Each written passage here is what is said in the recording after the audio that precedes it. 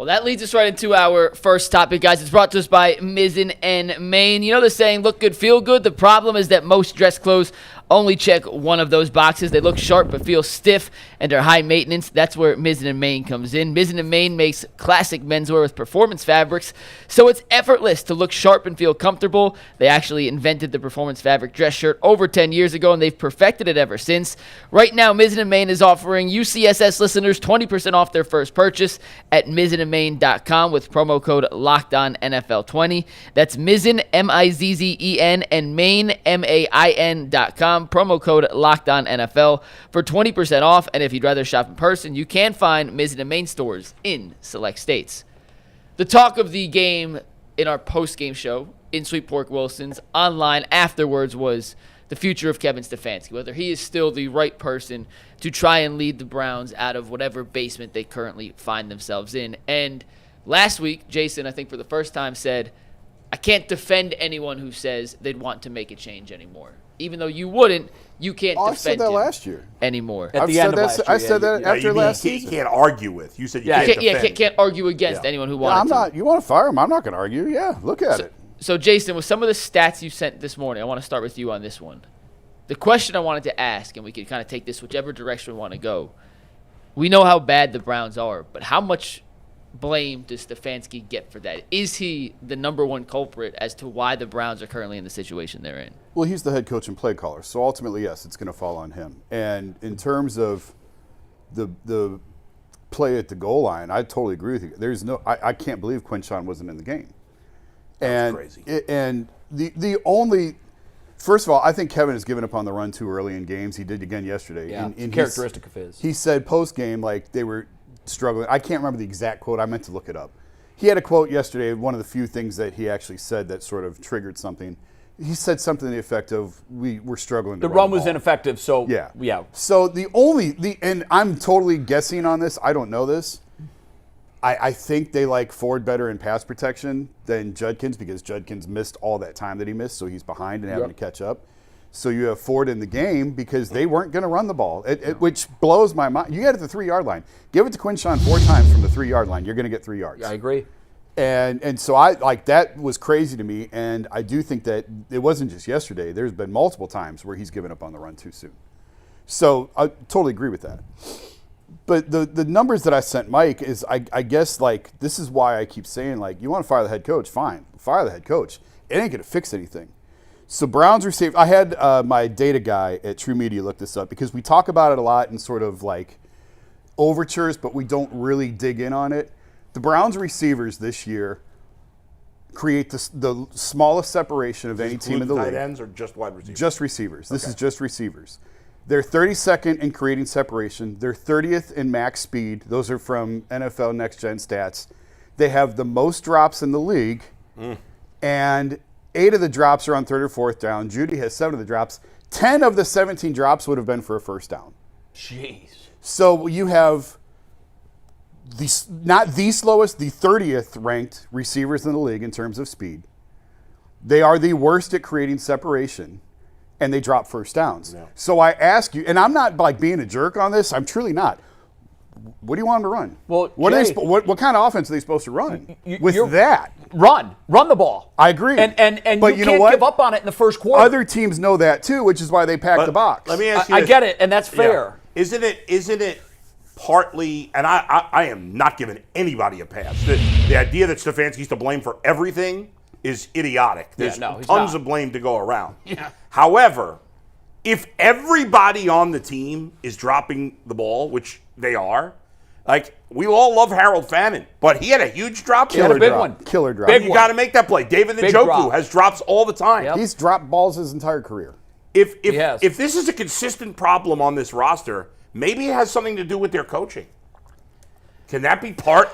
Listen, they've had the same. It's on the players. They've had the same receivers coach. That's the one coach they time. haven't changed. Yeah. Chad O'Shea's been here the entire. And early on, yeah, he was kind of the one mentioned, like, hey, this guy may have a future in coaching here. Oh my God! But he's been here for however many years. And listen, it's fair to point There's blame to everywhere. go around. I'm just saying, like, look at those. What offense is he supposed to run?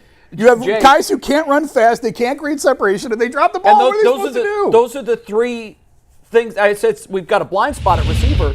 when you're judging talent at receiver, you have to have three things. You have to be fast. Yeah. And Anthony Schwartz was, but you have to get open, and then you have to catch the ball. And by the way, they can't do any of the three. And I didn't even mention it's the the fact, worst receiving core I've ever seen. And I didn't mention the fact that these have to be the worst tackles in the league. They are. Right. So now you have no time. So the quarterback has no time because. So let's pass it 77% of the time. I agree. Like to think going into the game, if I would have told you guys, hey, Dylan Gabriel's going to drop back and throw it 52 times against Pittsburgh, what would your reaction have Instant been? L. We would have said, there's no way. Yeah. There's no way that can be the plan. Here's what I would have said. But that's where I think he gets away from it too But soon. Jay, what I would have said was, that means we're down 3 scores, and you have no choice. Well, that was part of the reason. Yeah, but at the end, Bull, in the third quarter. No, I agree with you. I mean, I agree. It wasn't that kind of a game. I agree. I would say before the game, I would say, we must have got boat raced. Right. Because we had no choice but to throw it. But clearly, this was not that kind of a game. And here's the thing, Kevin, they've told us a million times. G brought this point up again. It's a good point last week. Kevin Stefanski and Andrew Berry, how many times have we heard? They work together. Supposedly. So I'm not giving, neither gets a pass. No. As an organization, forget Jimmy. We all know how and I'm sure all you guys feel about Jimmy. From Paul DePodesta to Andrew Berry to Kevin Stefanski, that we've heard so many times, we're all aligned in this organization. Yeah. Yep. All the nerd assistant GMs that come out and talk with the same nerd talk as the rest of them. That's all they do. They're all on the same page. So the fact that the talent stinks, it's the wrong page. Stefanski gets some blame for that too because they're all all together. How many times have listen? I feel like Big Circus has been vindicated. Sometimes when you say something 2 years in advance, and you know how I feel about receivers. I've been trying to tell you since 3 years. When we came on this show, I met Mikey McNuggets. He had his car packed. He came up and pulled up to a bar, and I said, "Yeah, what you want to talk about?" He was like, "These receivers is trash." This is the crux of what we're saying. How many times have they told you in press conferences, in off-season clips, we like our receiving room? That is the biggest indictment of all time. Not only did they tell you we're not going to make no moves, they come out and say, we like our receiving room. Blind spot. Anthony Schwartz was a gimmick guy, a reverse one-trick pony in Auburn running for a run first, wing T spread shotgun format. And we took this guy and said, hey, can you run routes? No, you can't run. And it's not even close. The guys that we got, maybe speed isn't their thing. David Bell is out here running 4.8s. Maybe that's just, you got him. Cedric Tillman, we keep talking about Cedric Tillman's body type. I mean, sorry, man. If he was a swimsuit model, that would work. I would love to talk about his body type. But he has to actually catch the ball, not be injured, and move around. The reality is, Bull. Yeah. This is setting up. Tell me, what offense are they supposed to run? I want an answer. Here's what I What would do they do. run? You got to run the ball. Here's what That's I would do. You've got to run. I think our offensive line isn't that bad at run block. Not the interior. The okay. edge guys. No, I know. Those guys are. Well, you even said it. Those are turnstiles. There's not many options. I don't think there's any coach that's making this offense great. But I think with a better, if you had more pre-snap motion, if you did some misdirection, there's no creativity in the offense at all. I don't think there's any coach that can make this offense that good. But I think with a better coach, a better game plan, maybe you can make it the 25th worst offense in the league and not 32nd. I don't know. Maybe the Browns, real quick, just maybe the Browns, to your point, Bull, could get themselves off maybe the most embarrassing graphic in the history of humanity. Reflog tweeted this out yesterday. If you haven't seen this, why are you giving Reflog credit? Everybody had this. Reflog made it. Reflog makes all the memes. He made this? Yeah. Yes. And then they all go mega Reflog is viral. very good at creating content. Reflog's the best. Tremendous. This is the saddest graphic in the history of humanity. You have 14 major league This teams. is wild. If anyone didn't see How this, about putting up my tweet that I put up about the Browns versus Lions, Mike? See that one? No, this was. didn't have a graphic. Doesn't look as good. I didn't see it, though. This without reading Hold any on. words, Hold on. you can look at it and be like, The Yankees, oh my God, Mariners, what? Red Sox. There's 14 major league teams. And by the way, the Guardians are not one of them. Gosh. Shocking.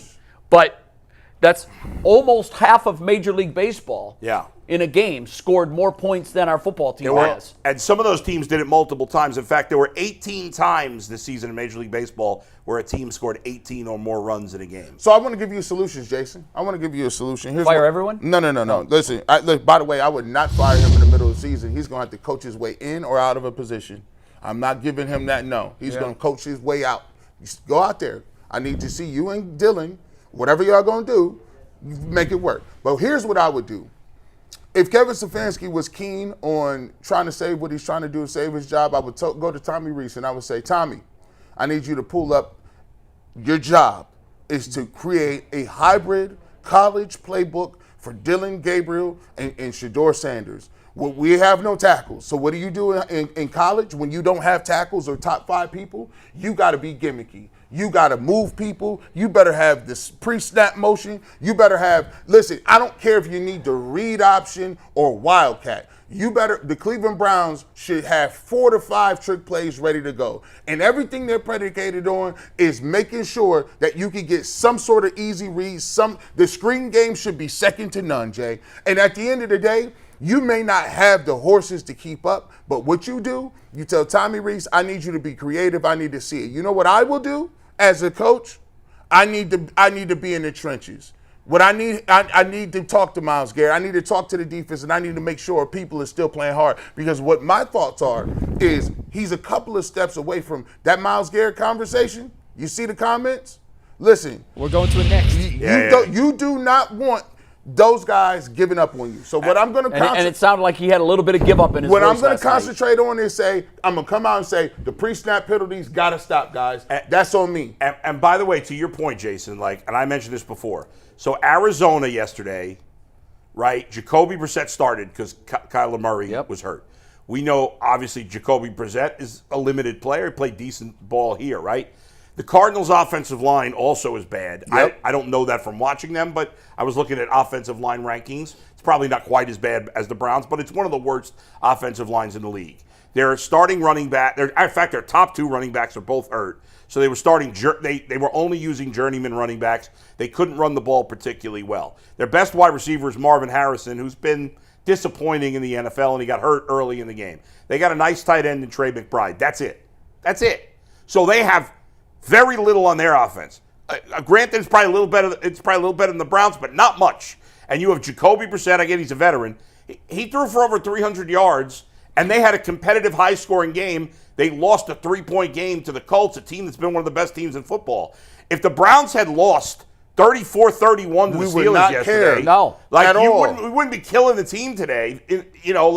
Okay, look at it's a loss to the first-place team on the road. You expect that. Well, but not 9 points. So while I can't expect Kevin Stefanski to make this offense great because there's just not enough talent, I don't even expect it to be good. But I expect it to once in a while do something. I expect it to them to score 20 points once in a while. That's not too much to ask. Of course it's not. Yeah. What's the league average, by the way? 23. Okay, we can't hit average in our last 11 games? We can't reach the average one time? 22 out of 25. 22 in Yes. the last 25 games. Below. They have been 17 or under 20. I also think That's mind-blowing, guys. I've said this so much, I'm sick of hearing it. I'm sick of saying it, so I'm sure everybody's sick of hearing it. This was always a brutal start, and now it's over. You got through the first 6. It was about as bad as you thought it was going to be. We were saying 0-6. Well, they stumbled into a win they probably should have lost, and they had some losses in there they should have won, but it's over now. Now there are beatable teams coming. Now it's a question of, are these guys already beaten down and given up to the point that it doesn't matter? Or can you go into, they should beat Miami. They should, and you're right. I don't know. But Jay, I don't agree with that. Not everybody is who we thought they were. The Ravens have 1 win. The Bengals have 2. I mean, you got the Bears, the Jets, the Dolphins coming.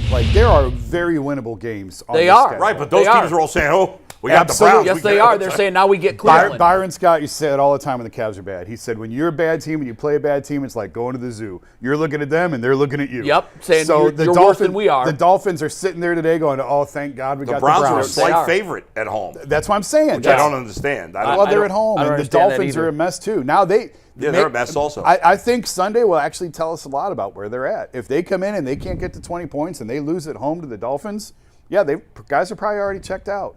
Yeah, and that's awful to say. But there are multiple winnable games coming up. You just had to sort of grit your teeth and just get through these first 6. Right. Look at who they had to play.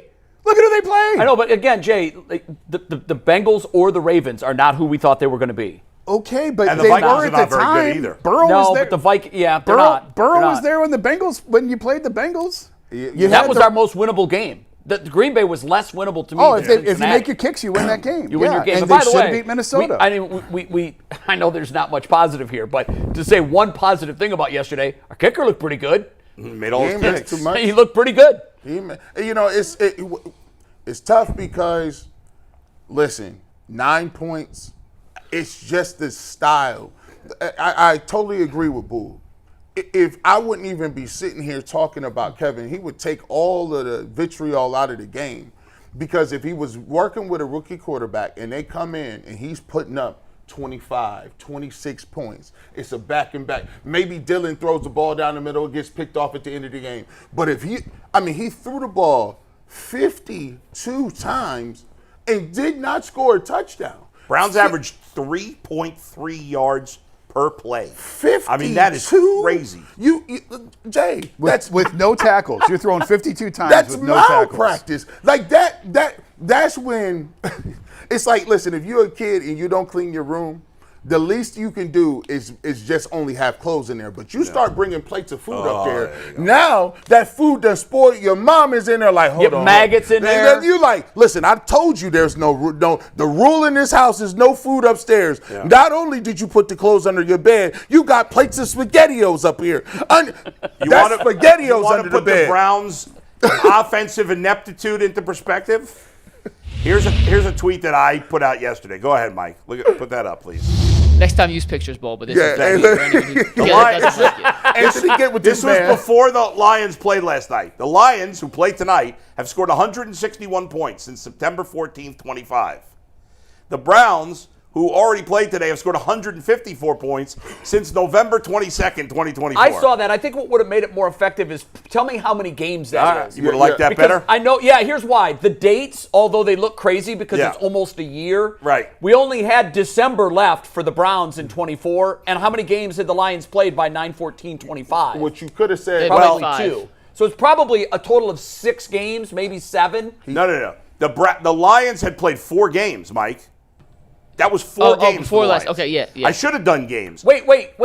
That's 4 games. that's Before week last 2. night. This was before last night's game. That's week Yeah. 2 of this year, Jay. Yeah. Yeah, I know. This. So it's 4 games for the Lions, and it included at least 12 games for the Browns because remember they played 2 games in January. Yeah, so I think it's 8 games last year. I think it's 12 games for the Browns. I believe. So what you're saying? I then should have is done the games, The you're right. Lions have scored in their last 4. 4 games what the Browns have scored in their last 12. Yes. That would have been Or- better. Now would've that liked that to better. me, I can get my mind around that. Or you could have put Right, it, you cleaned up or my you tweet. could have said the Browns have scored 154 points since Thanksgiving last year. That's true. You'd be like, what? Bull, next time you got a banger tweet, let us know. We'll help make it actually. Yeah, we should build it up with some graphics. I think Yeah. the reason Fair that enough. Reflog just gets easy. credit- It's easy to see and Yeah, visualize. you see it, I you look hear at you. it, you're like, what? Hey, charge him as a Fiverr host. You know, you got to pay $25 for them graphics. Again, you know what? All of this to me, ultimately, like, I get your point. You know, we should be better, and I agree we should be better on offense, you know, like cook something up. But I used to love the way Bill Parcells described it. The GM, the front office, picks the groceries. And then they give them to the coach, who's the chef, and then he cooks up the meal. Yeah. Well, in this case, our chef walks into a pantry that he knew had no staples. The offensive line cupboard was bare, and the wide receiver cupboard was bare. And after they got to do their work in the offseason, he walked into that same pantry, and he looked around, he's like, damn, they went to the grocery store and they didn't pick up any offensive linemen or wide receivers? It's like asking the greatest pastry chef in the world to make something that's delicious without using butter, sugar, eggs, or milk. Like, those are the staples. And we've got no staples. So, in Bill Parcells speak, I can't make an eatable dinner out of this nonsense. Well, you are paying 8 quarterbacks right now. You should. Well, yeah. And you know what? That's strategy. I'm telling you guys, until the boogeyman is run out of town, and I can't even say run out of town because he doesn't live here. He lives in California. He's making all of this magic wizardry from behind the curtain in California. And we keep ignoring him, and we keep looking at Kevin, and we keep looking at Andrew, and they do deserve some of the blame. But if this were a trip, the man who plotted the course is Paul DePodesta, and he has taken us off the cliff. I would just fire them all, frankly. At the I end would. of the season. I might. You might be right, Yeah. and Stefanski might go somewhere else with better culture and succeed, as Baker has. But here's my fear. My fear is the culture is made toxic by the guy who's plotting the point on the horizon. Paul DePodesta's strategy sucks. It sucks. Every bit of it. We're paying 8 quarterbacks. Under his regime, we paid 8 coaches at the same time. We can't draft wide receivers and offensive linemen in a year when we know we've got none. What else? Just for the record, It sucks. their strategy sucked before he was here. Since the Haslams got here, You the know what? strategy has sucked. No, it's not wait a just minute. him. Wait a minute. And his name had never came up in, I don't in know the why you're pursuit. so quick to take this guy off the hook. I'm not, but I'm just saying, I'm not. He's the only guy that's been here through all of it. No, he's not. Because With Haslam. Banner and Lombardi were here before him.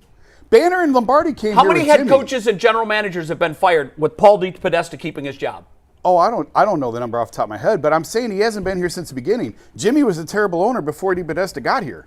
He was, and he can do that all on his own. Which is why. But what I'm saying was he got bamboozled by a guy who was a baseball exec, and because he liked the movie Moneyball, I want that guy. Okay, you've got that guy. Here's the problem.